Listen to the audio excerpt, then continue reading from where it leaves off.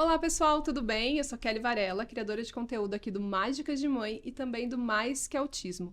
Aqui no nosso canal você vai encontrar assuntos sobre autismo, TDAH, altas habilidades e várias outras questões da neurodiversidade. Hoje eu chamei uma pessoa muito querida para vir conversar com a gente sobre diagnóstico tardio, um tema que é muito presente na vida de muitas pessoas que são autistas ou que possuem um outro transtorno, mas que não descobriram no tempo que a gente considera, podemos falar, adequado? É isso, Adriana? Então, chamei aqui a Adriana. Ela tem um IG chamado Vivendo a Inclusão e eu quero que ela se apresente, que ela fale um pouquinho sobre elas, como que ela, né, tem uma relação aí com esse mundo da neurodiversidade e depois a gente entra no assunto mesmo do diagnóstico tardio, assim. Oi, Kelly, agradeço muito pelo convite, por estar aqui conversando com você sobre esse tema tão importante. E realmente a gente fica pensando, né? Será que quem tem esse diagnóstico já na vida adulta teve um diagnóstico tardio? Foi fora do tempo adequado, do tempo ideal? Né? E que consequências isso acaba tendo para a vida da pessoa, né? O meu diagnóstico aconteceu há pouco tempo. Então, eu passei a investigar faz uns 2 anos por aí. Então, eu sou uma pessoa autista, com um transtorno de déficit de atenção e hiperatividade, e altas habilidades também. E aí, Adriana, você chegou a esse diagnóstico, ele veio, como que caiu assim na sua vida? Ah, eu vou pesquisar sobre autismo, eu vou pesquisar se eu tenho TDAH. Como que aconteceu isso? Teve alguém próximo que te falou? Como que despertou isso, né, em você, sabe? O que eu percebo é que a minha história é a história também de muita gente que tem diagnóstico tardio. Foi por causa do meu filho, que já tinha sido diagnosticado como autista em 2008, quando ele tinha 3 anos. Um pré-diagnóstico, porque naquela época dizia-se que tinha que esperar até os 6 anos de idade para se fechar um diagnóstico de autismo. E foi a partir de 2008 que eu passei a conhecer o que era o autismo. Antes eu não conhecia absolutamente nada a respeito. E passei a estudar e, enfim, me envolvi na fundação de uma associação de pais, né? Então, eu fiquei 5 anos na presidência da União de Pais pelo Autismo, que é a UPA. Continuo lá como voluntária. E aí fui buscar especializações em autismo, cursos, sempre buscando entender melhor o meu filho, né? Saber como ajudá-lo mais. E de vez em quando, assim, eu percebia que eu tinha um sentimento de que nós éramos parecidos. Mas isso me levava a pensar que, ok, então meu filho tem algumas características que são consideradas do autismo. Mas essas parecem ser características que todo mundo tem. Uhum. Só que, de repente, quando elas são mais exacerbadas, quando elas são mais, né, como é que eu posso dizer, mais intensas, se tem um diagnóstico. Como no meu caso não era tão intenso, então eu achava que não teria diagnóstico nenhum. Depois é que eu fui entender que estava errada. Que, na verdade, eu me achava tão parecida com ele porque eu também estava dentro do chamado transtorno do espectro autista. E sabe que quando você fala isso, às vezes as pessoas até podem pensar, né? Nossa, mas ela chegou na vida adulta. E como que ela não percebeu isso, tipo, na infância? Ninguém percebeu na infância, ninguém percebeu na adolescência, né? Mas eu não sei como que foi pra você, né? Se você puder até contar como que foi essas fases, assim. Mas provavelmente os sinais, eles estavam lá, só que a gente também vem de uma outra geração, que é bem isso que você falou, né? Você começou a conhecer o autismo, a gente pensa em 2008, porque você foi estudar, porque você foi procurar, porque senão a gente tem muito ainda aquela ideia, muito do autismo do nível 3 só, né? Que aí é mais nítido realmente os sinais e tudo mais. E aí a gente acaba, principalmente o autismo de nível 1, de suporte, a gente acaba não passando, né? Como se a pessoa tivesse que se adequar e se adaptar. E muitas pessoas que são adultas hoje, aconteceu isso, né? Você meio que se adaptou. Então, se você puder falar pra gente como que foi isso, assim, sabe? Tipo, de passar... Não é que você não fosse autista antes, você era autista, você sempre foi autista, né? Só que o teu diagnóstico veio depois. É justamente isso que você disse, né? O nosso olhar não estava voltado. Hoje ainda não está, mas naquela época, né, anos atrás, menos ainda. É esse olhar para a pessoa que não é a nível 3, que não precisa de um suporte tão grande, né? Então, muitas vezes, o que acontecia era que eu me via como uma pessoa diferente, mas sem entender o motivo. Eu passei muito tempo da minha vida vivendo só com as consequências de muitos comportamentos, lidando com essas consequências, tentando me encaixar, tentando aprimorar algo em mim que eu via que não estava, né, de acordo com o, entre aspas, normal. Mas a partir do diagnóstico, o que mudou muito foi justamente isso. Eu parei de olhar só para as consequências, comecei a conhecer as causas, a entender, né, por que tudo isso acontecia, por que eu tinha certos comportamentos, e isso me trouxe uma leveza muito grande. Então, eu fui uma adolescente autista, digamos assim, que era aquela que não se sentia pertencente ao que eu via na minha família, nas pessoas que eu convivia no colégio. E eu não queria pertencer. Então eu já queria me vestir toda de preto, eu já queria ouvir rock and roll, eu já queria ficar isolada, porque era como se eu quisesse passar aquela mensagem de eu não faço parte disso. E eu não quero. Eu não quero ter uma vida de você levantar, trabalhar, voltar para casa e não ter aparentemente nenhuma significância nisso, sabe? Eu queria mais. Eu queria fazer, no clichê, né? Eu queria fazer a diferença. Então, eu já desde criança me chamava atenção as causas ambientais. Depois mudou para causas de gênero. Depois mudou para essa questão da saúde mental. Então, isso me movia. E que me incomodava olhar em volta e ver que as pessoas não tinham esse envolvimento. Elas estavam satisfeitas, né, com as coisas como eram. Inclusive, uma coisa que eu sempre ouvi foi: ai, a Adriana se incomoda com isso. Ai, a Adriana se incomoda com mulher pelada na televisão. Ai, a Adriana se incomoda com, sei lá, vender cerveja com mulher de biquíni. Coisas assim que eu vi que, para mim, aquilo não fazia o menor sentido, mas que as pessoas viam com normalidade, né? Não percebiam. Que aquilo precisava mudar, né, para a gente ter alguma evolução, enfim. Alguns questionamentos, assim, sempre fizeram parte. E eu vejo que isso, depois eu entendi que fazia parte do autismo também. Essa busca por uma justiça, né, um senso de justiça mais exacerbado.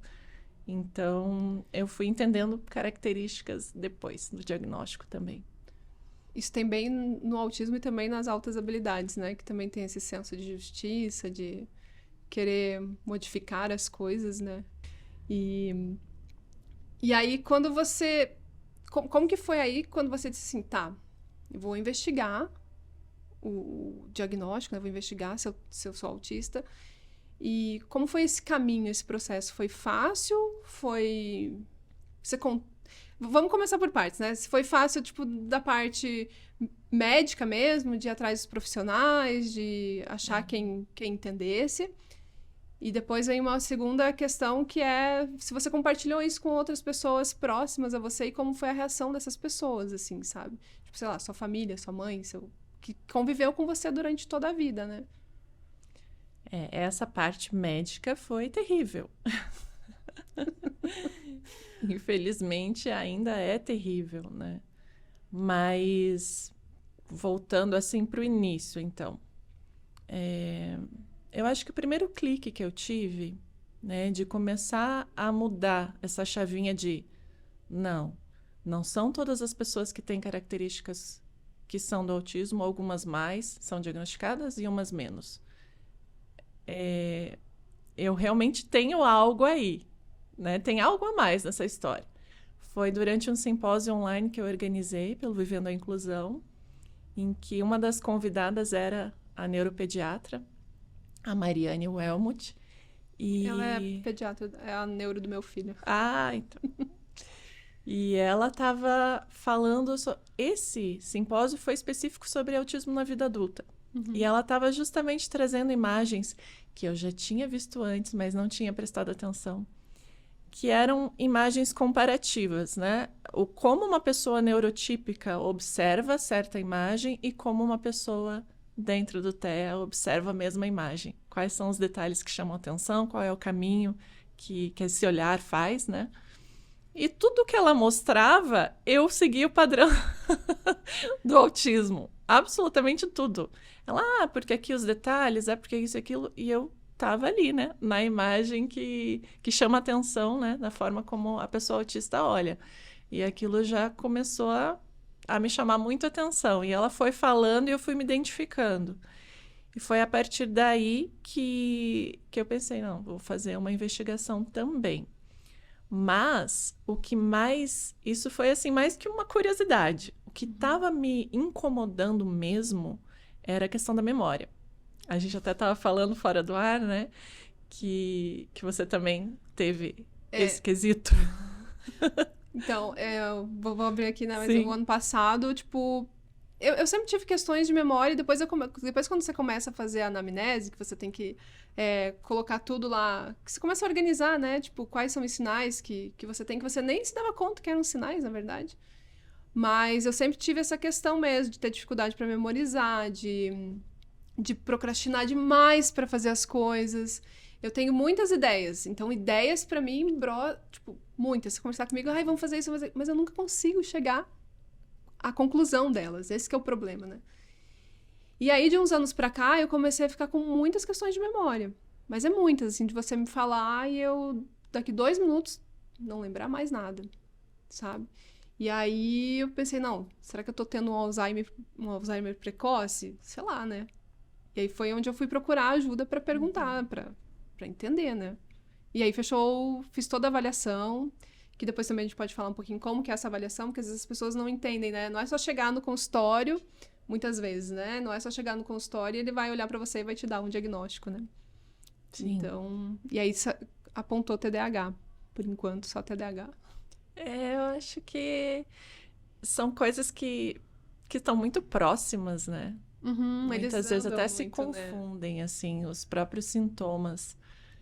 Mas eu me lembrava também, você falou do Alzheimer, né? Anos e anos atrás, eu fiz uma avaliação bem completa, assim, de alergias no meu filho. E todos os exames que a médica pediu para ele, eu também fiz. E quando eu levei o resultado para ela, ela falou assim, o seu padrão alérgico, o seu padrão de funcionamento é muito semelhante ao do seu filho. Mas ele apresentou autismo. No seu caso, talvez seja Alzheimer, fibromialgia. Eu fiquei ouvindo assim, tá, né? Ok. Aí você liga com a memória, né? Você pensa, a médica tinha razão, né? Aí eu já fiquei, né, com aquela luzinha, aquele alerta. Quando é que vai aparecer isso na minha vida? E daí eu percebi, né, nos últimos anos também, a questão da memória. Comecei a prestar mais atenção, assim, que esquecimentos estavam mais frequentes. Então, teve situações, assim, da gente viajar e eu esquecer uma das malas na sala. Eu fiz isso. Né? Deixei a mala do lado do carro e a gente foi embora. Sei lá, anos antes, estava na rodoviária, que ia viajar para o interior. Estava sentada e levantei e fui embora e esqueci a bolsa na cadeira do lado. Quando eu voltei, já não estava mais lá, né? Claro, perdi passagem, perdi dinheiro, perdi documento, tudo. E teve uma vez também que eu fui levar meu filho para a escola e levei só a mochila dele. No meio do caminho, eu vi que ele não estava me respondendo. Geralmente você leva a criança, né? Esquece a mochila. A hora que eu olhei para trás, só a mochilinha dele no banco. Meu Deus, liguei para ele. Ele, mãe, você me esqueceu. Ficou muito bravo comigo. Mas, enfim, e situações pequenas, assim, de você conhecer uma pessoa, ela falar o nome e no segundo seguinte você já esqueceu aquele nome que foi dito. Ou então eu chego, me apresento para a pessoa e a gente já se conhece, sabe? Sim. Situações assim. Então, como estavam mais frequentes, isso me preocupou. E aí eu pedi, né? Fui primeiro em médicos para pedir a guia para fazer a avaliação neuropsicológica e até, assim, a primeira psiquiatra que eu fui, acho que foi uma das mais terríveis, assim. Ela queria saber por que eu queria investigar. E quando eu falei, né, da questão toda do autismo, eu já tinha feito o ADOS-2, que era também Que é um teste que é feito, né, que serve como referência para o diagnóstico, né? Isso, e é mais voltado para adultos mesmo, né? E no ADOS-2 já tinha apontado, mas não tinha sido feito por médico, então para eles não tem validade, né? Mas enfim, levei esse resultado também e ela queria saber por quê. Mas, ai, que mania que as pessoas têm agora de querer andar com uma placa de problema mental, né? Por que você quer saber? O que vai mudar na sua vida, sabe? Então, já vem ali uma invalidação nas primeiras consultas. E usa uma palavra bem ruim, né? Terrível. Problema mental, né? Problema, Terrível. tipo, autismo. E assim, eu já vinha de uma caminhada de estudo no autismo, então eu pude separar. Eu já pude entender que aquela era uma péssima profissional. E seguir adiante. Mas e se é uma pessoa que está chegando, caindo de paraquedas ali, nas primeiras consultas, na primeira consulta, e ouve aquilo? Né? Pode ser devastador para alguém. Como também não deixou de ser triste para mim estar naquela situação. Mas aí depois eu consegui uma outra neuro que pediu avaliação. Ela de cara já discordou, falou que não era autismo, que a gente estava conversando ali, então autismo com certeza não era.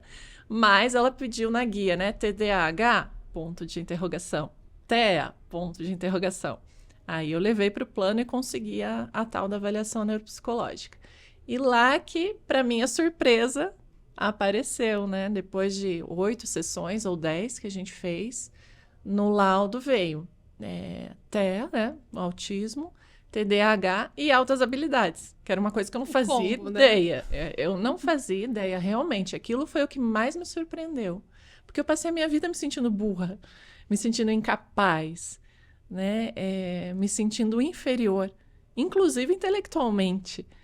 Então, porque também se a gente for entrar nas altas habilidades, né, a gente tem muita ideia ainda de que o superdotado é aquele que vai super bem academicamente e que é bom em matemática, que é bom em português, que tira as notas sempre... A gente tem essa visão também. Que é um gênio em tudo. Assim como a gente tem a visão errada do autismo, Sim. A gente tem uma visão bem equivocada ainda sobre a questão da superdotação, né? Então, superdotação tem vários campos de superdotação e você pode ser muito bom em um deles e não ser tão bom em outro. Claro. E ok, né? Uma coisa não invalida a outra. Sim. Mas eu vejo que muitas crianças e adolescentes passam mesmo, as pessoas adultas também, né? Por isso, assim, de ser na escola aquele... é um desastre em algumas coisas. No final, aquela criança é muito inteligente, só não tá com um currículo adaptado, não tá tendo a matéria da maneira como deveria ser apropriado para ela, né? As adaptações e tal. Eu não tinha saco para estudar. Então. Não tinha saco, não tinha motivação, não tinha interesse. Então, eu sempre fui aquela aluna mais mediana, assim, que passava ali, de vez em quando, pegando uma recuperação. E indo bem mais em algumas matérias que eu achava mais interessantes, né? História, português e tal. Tanto é que quando eu fui escolher uma carreira, eu já quis uma sem matemática, física e química. Né? Eu não vou para a área da comunicação, porque não quero essa chatice aí. Eu achava uma chatice. Tua primeira formação é em quê? Bom, então, a primeira mesmo foi a administração. Porque eu ainda não sabia bem o que eu queria, mas o meu pai tinha uma pequena empresa e a ideia dele era que eu fosse ajudá-lo nessa pequena empresa. Então, vou fazer administração. Mas eu consegui ficar 1 ano só. Uhum. No segundo ano, quando eu vi que ia ter matemática 2, estatística 2, eu falei, não, tchau, vou embora daqui.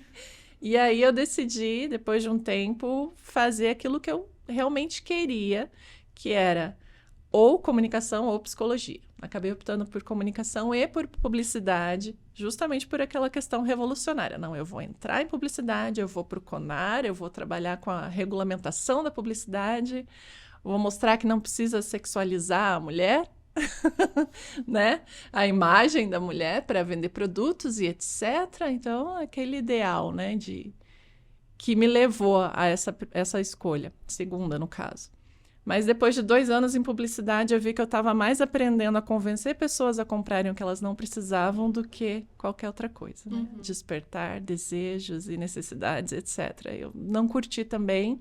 Foi nessa época que eu engravidei, no meio da faculdade. E aí decidi ficar 1 ano em casa com meu filho. E quando eu voltei para jornalismo. E aí eu concluí a faculdade de jornalismo, que foi a minha profissão aí por 10 anos. Então, e aí quando você chega em um médico, né? Na sociedade que a gente tem, que ainda não entende muito bem das questões de autismo, você chega lá e diz, eu sou jornalista, ele vai dizer, tá. Né? Que a gente tem esse... Sim. Traz esse preconceito, assim, né? Porque você se comunica. Como assim? sabe? Então, a gente ainda tem que quebrar muitos tabus, né? Que o autista, ele pode ter qualquer profissão, na verdade. Exato. E aí você já me trouxe para uma outra consulta com outro médico que falou justamente isso. Eu fiquei imaginando que algum autismo, deles ia falar. Você fez faculdade, você tem filho. Uhum. Autista não faz faculdade. Não tem família, não tem filho. E esse médico foi terrível, porque no meio da consulta eu comecei a chorar, porque eu choro muito fácil, né? Aqui já quase chorei umas 3 vezes. Sou bem emotiva. E eu tava chorando e ele daí me deu uma guia e um laudo de depressão. Né? E uma medicação para depressão. E ele falou, não, eu trabalhei, sei lá, 20, 30 anos em APAE. Eu conheço o autismo. E aí, toda vez que eu tentava argumentar com ele, ele não me ouvia. Então, infelizmente, ainda há muitos profissionais da saúde, muitos médicos, por isso que no início eu falei que foi terrível essa parte, porque são muito invalidantes, né? E é muita ignorância, né? São profissionais desatualizados, que realmente não têm esse olhar, né? Justamente para aquilo que a gente estava falando no início, que é esse lado do espectro que passou por muito tempo despercebido, né? E que agora está sendo essa luta para que seja olhado. Sim. Eu acho muito interessante quando se diz assim, né? Antes, autismo leve, a gente brigava muito com essa palavra, né? Leve para quem? Né? E que se chama nível 1 de suporte, né? Não precisa de tanto suporte, mas são as pessoas que têm um índice altíssimo de suicídio. Sim, porque são as mais, eu acho que é aquela, tipo, a pessoa passa por depressão, a pessoa não tem esse apoio, por precisar de pouco apoio, parece que ela não precisa, a pessoa daí ignora, não precisa, você sabe se virar, você sabe falar, sabe, né? Então, deixa lá. E aí a pessoa vai se virando sozinha. É um sofrimento interno muito grande para lidar com questões cotidianas, né? Seja uma entrevista de emprego, que eu nunca passei, nunca fui aprovada em nenhuma entrevista de emprego. Isso é bem Dinâmica comum, de grupo, acho que eu participei de umas 2. Obviamente, também não fui aprovada. E você faz um esforço imenso para tentar agir conforme esperam que você haja, né? Para ser contratado, para ser aprovado, enfim, selecionado. E quando não dá certo, você fica, puxa vida, né? Sempre se fazendo de errado. Então, diversas situações ao longo da vida vão te colocando como errado. Sim. Isso acaba com a autoestima de qualquer um, né? Então, além de todas as questões relativas ao próprio transtorno, aos transtornos ou às condições de neurodivergência, ainda existem essas questões emocionais e de autoestima que derrubam, né? Então, por isso que eu sempre defendo, tem que ter terapia. Né? As pessoas, elas precisam ter terapeutas que realmente entendam, né, dessa área para poder oferecer o suporte adequado. Nossa, eu vi uma entrevista da Marisa Hort essa semana. Acho que ela já é uma entrevista antiga, assim, mas ela tava falando que a terapia foi quem salvou ela mesmo, né? E aí o entrevistador até pergunta, mas salvou em que sentido, né? Ela falou de morrer, né? Porque acaba que a pessoa se vê em um quadro, além da questão autista, ela realmente se vê em um quadro de estar com depressão porque ela é incompreendida, ela não sabe direito quem ela é nesse mundo, né? A partir do momento que você não tem o diagnóstico ainda, é bem isso, você pensa que você é a pessoa errada. Por que todo mundo consegue fazer e eu não, né? Por que todo mundo consegue ter um bom relacionamento social e eu não consigo? Chego numa rodinha de amigos e não consigo falar com ninguém, né? Aquilo é como se você ficasse paralisado mesmo na frente de todo mundo. Você ensaia na tua cabeça, você pensa como você vai fazer e chega lá e você não consegue. Não consegue. Então, é fundamental mesmo que as pessoas, mesmo que não tenham ainda um diagnóstico, acho que nesse processo, se tiver condições de ter um apoio terapêutico, né? É bem importante, assim, tipo... E de profissionais que realmente entendam, né? Sim, exatamente. Porque você falou até uma coisa, Adriana, que é assim, você levou 8 ou 10 sessões pra fazer toda a avaliação, né? E aí é muito engraçado como que um médico, ou até revoltante, na verdade, acho que não é a palavra engraçada, como que um médico numa consulta de 15, 20 minutos, ele te diz, não, você não é. Ou vou te prescrever aqui um medicamento, porque você tá vendo coisa onde não tem, né? Sendo que você leva 8, 10 sessões para você ter certeza daquilo. Uhum. Não é uma consulta de 15, 20 minutos que você descarta simplesmente. E você sabe que eu levei o resultado dessa avaliação neuropsicológica para esse médico específico. Ele nem olhou. Nem o A dos dois, nem o resultado da avaliação, não olhou. Por quê? Porque ele só enxerga aquilo, né, que ele passou a vida inteira enxergando, que são os autistas que estão na APAE que ele atendeu. E aí acaba fazendo esse trabalho péssimo, né, de consultório, com tantas outras pessoas que vão ali em busca de ajuda, enfim, de conhecimento técnico, e encontram isso. E aí, depois desse médico, daí quando você teve a avaliação, você levou para um médico que entendeu, que fechou. Sim. Como foi daí? É que assim, primeiro, eu até quis fazer, foi uma experiência que eu quis fazer. Eu quis passar por médicos do plano de saúde primeiro. Uhum. Então, eu passei por uns 5 médicos do plano de saúde, até desistir. Nenhum dos 5, falou uma coisa atualizada sobre autismo. Tem Assim. uma amiga minha que é neuropsicóloga e ela fala, Kelly, só pro diagnóstico e tal, você vai no médico particular que entenda do assunto, não pega o do plano. E não é preconceito, né? Acho que é meio... É difícil achar alguém que entenda. E assim, óbvio, né? Não tô generalizando, dizer que nenhum é atualizado, mas os 5 que eu fui não eram. Sim. E aí eu desisti, paguei particular, de fato. Um psiquiatra que foi indicado por outros adultos autistas.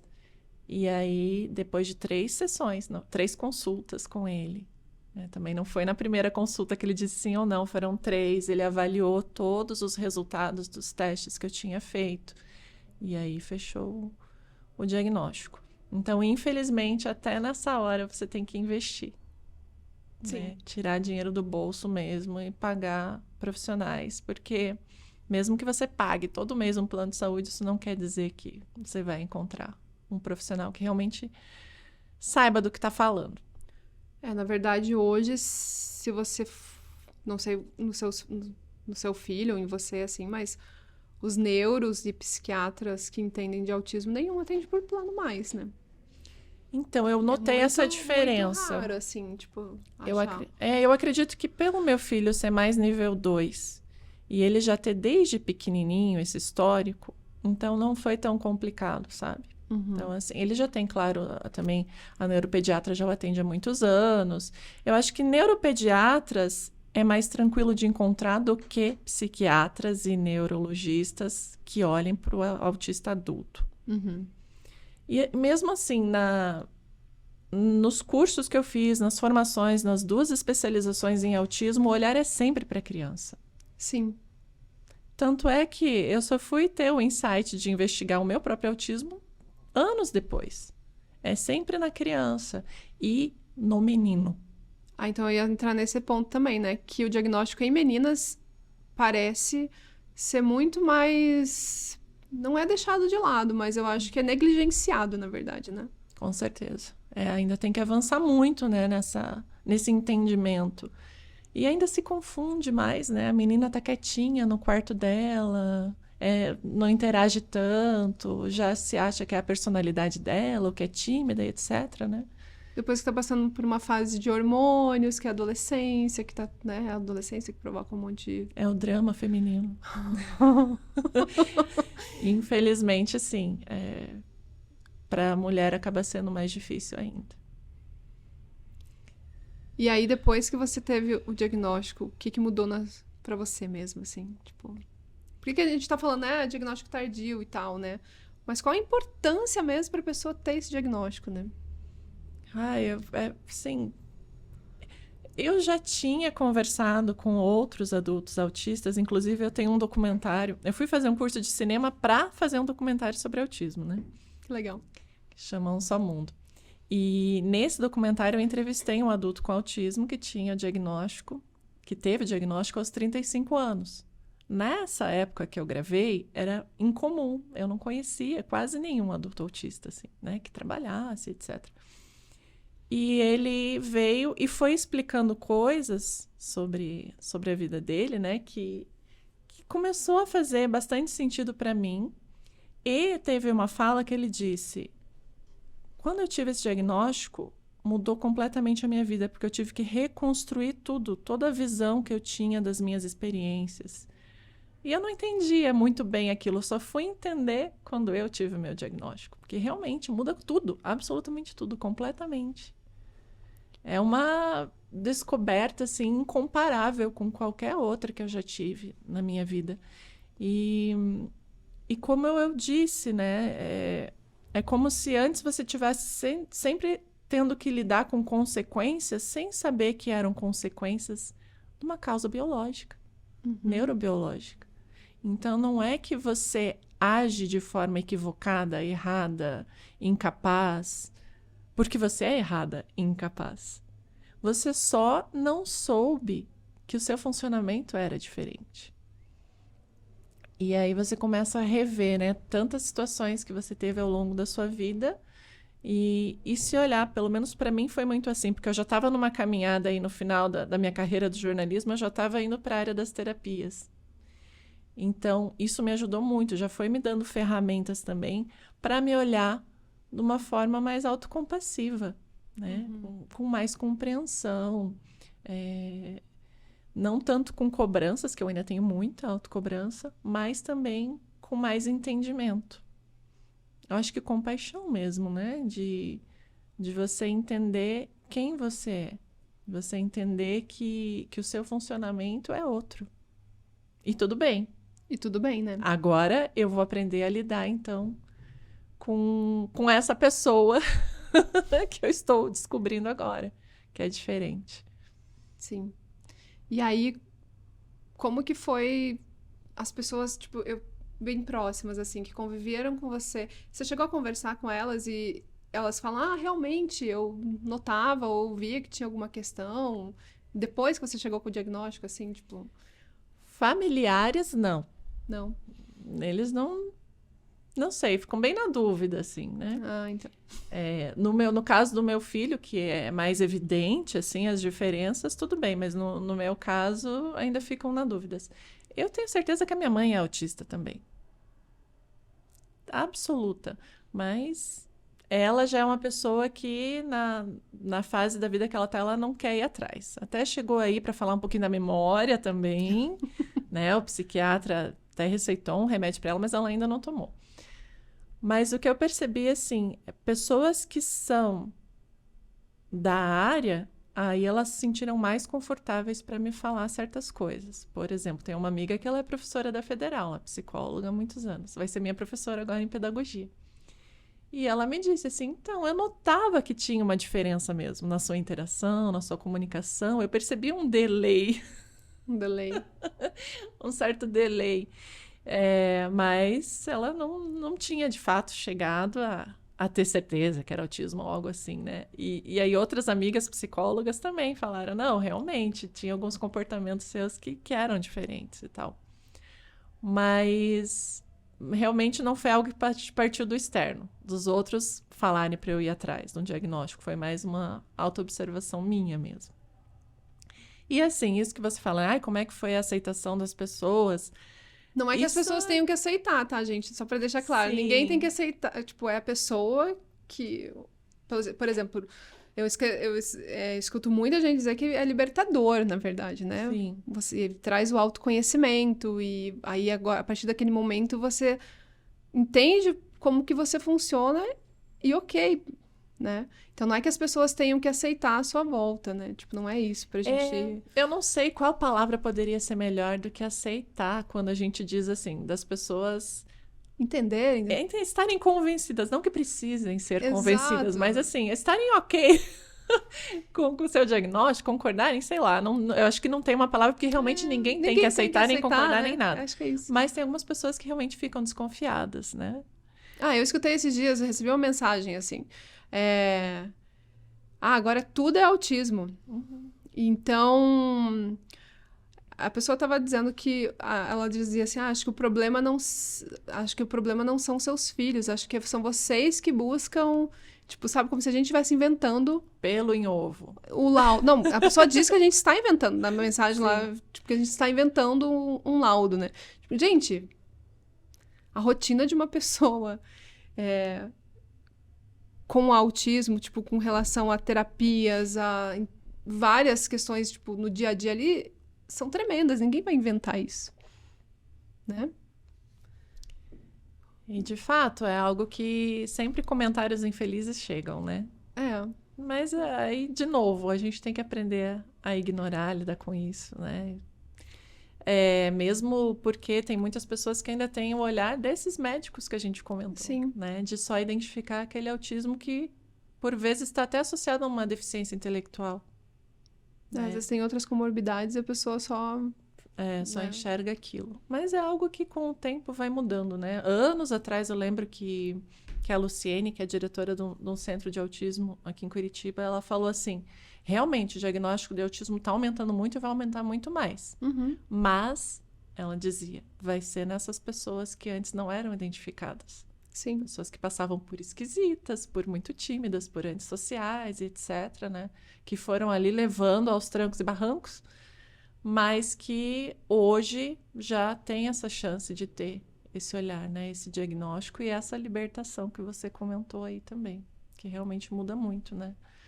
E é fundamental, até para a pessoa entender ela mesma, entender por que certas coisas acontecem, desde uma sensibilidade, uma hipersensibilidade, né? Ou até porque que de repente ela tem dificuldades, como você disse, de chegar numa rodinha, de começar uma conversa, de continuar uma conversa, ou de ter uma malícia, Uhum. né? De saber se defender, de não achar que todas as pessoas são boas, são bacanas, têm bons objetivos, que vão colaborar com você. Não, que você tem que também estar preparado para outros tipos de relações e saber se defender. Então, acho que tudo isso precisa ser acessado por essas pessoas que têm algum tipo de neurodivergência, de algum transtorno, até para que elas possam também ter mais qualidade de vida, ter mais qualidade nas relações com ela mesma. Eu acho que é bem esse o ponto, né? Trazer o bem-estar para a vida dessa pessoa mesmo, né? Você comentou daquela frase, né, que está no Instagram, a vida que vale a pena ser vivida. Isso é uma frase que vem da psicologia, na DBT, né, que é uma área que eu estou estudando agora. Ela foi criada para borderline, especialmente, né, inicialmente, mas ela é muito útil para qualquer pessoa que tenha alguma questão de desregulação emocional, que é muito presente também nessas questões que a gente está falando, né? Autismo, Sim. TDAH, mesmo altas habilidades. Então, como é que eu consigo lidar com as minhas próprias emoções? Como é que eu posso lidar com essas emoções para não me prejudicar, para ter mais qualidade nas relações?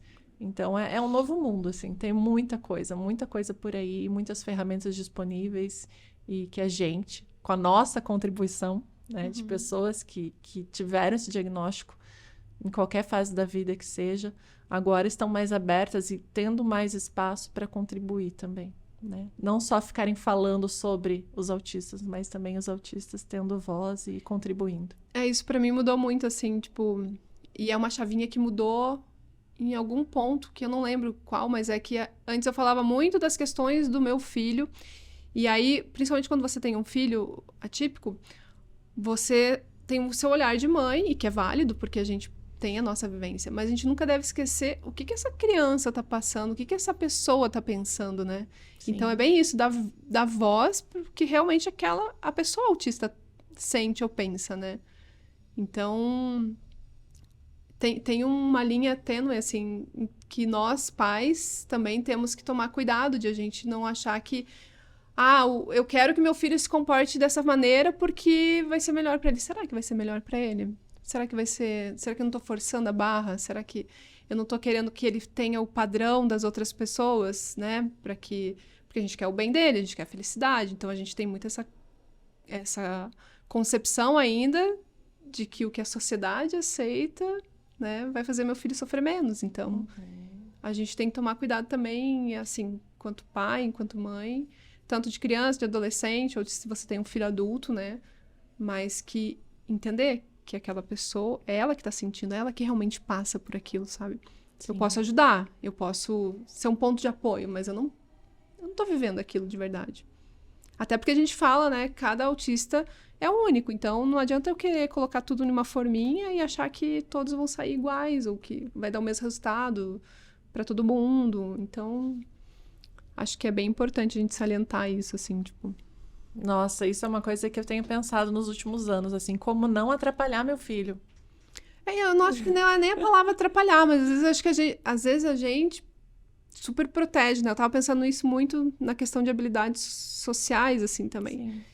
Que a gente, enquanto é mãe, quando eles são crianças, a gente meio que ajuda, né? Na hora de fazer um amiguinho, na hora de, no parquinho, resolver uma situação, ou seu amiguinho vai lá, você tenta entrar no meio para que as coisas fiquem bem. Mas a partir do momento que essa criança se torna um adolescente, você já não pode estar lá, né? Quando se torna um adulto, você também não pode estar lá. Então, acho que a gente tem que começar a... Eu tô pensando muito nisso, assim, né? Rever o seu ponto como apoio, mas dá muita autonomia para essa criança, né? Sim. E é justamente isso, porque na melhor das intenções, eu me vi atrapalhando realmente meu filho. Na questão da autonomia, da independência, e até favorecendo, assim, ou insinuando que ele deveria fazer um tal do masking, né? Mascarar o autismo dele. Não, porque as pessoas vão olhar, se você ficar andando de um lado para o outro, pulando, batendo palma, vai chamar atenção e etc. Então, é como você disse, né? É uma eterna busca pela melhor forma de agir, né? Para incentivar essa pessoa que também é tão diferente, apesar de muitas vezes ter de repente o mesmo transtorno, mas ainda é um indivíduo completamente diferente. O que é maravilhoso, né? Porque Sim. traz coisas incríveis pra gente. Sim. E pra gente encerrar aqui, só pra gente recapitular, então, assim, o que que você falaria pra pessoa que tá ali, será que eu sou? Será que eu vou atrás, né? Então, só pra gente fazer como se desse um passo a passo ou uma mensagem mesmo pra essa pessoa. Quem que ela tem que procurar? Resumidamente, né? Claro. Quem que tem que procurar e por qual palavra, assim, né? Pra gente incentivar essa pessoa mesmo a ir atrás, sabe? Eu acredito que, claro, tem esse caminho, que é o caminho de passar por profissionais, né? Um neuropsicólogo, um psiquiatra, enfim, um neurologista, buscando indicações. Acho que isso é importante, assim, sabe? Conversar com outros autistas adultos. Eu facilito um grupo online toda quinta-feira à noite, que é de autistas adultos do Brasil inteiro. Ai, que legal. E sempre a gente percebe o quanto questões pequenas do dia a dia, assim, né? Quando são colocadas num grupo assim, elas fluem com muito mais facilidade, seja indicações, seja entendimento, seja empatia, né? Então, eu acredito que isso é muito rico. Busque grupos, busque conversar com outros adultos autistas, até para você não só saber quais profissionais procurar, mas também ter um maior entendimento sobre outras questões que de repente já foram superadas, ou juntos pode-se conversar sobre algum dilema que esteja sendo enfrentado mutuamente. Eu acho que essa riqueza nas relações entre pessoas autistas ou pessoas que tenham uma neurodivergência semelhante, ela é algo que ainda precisa ser mais explorado. Porque a gente passou muito tempo sozinho.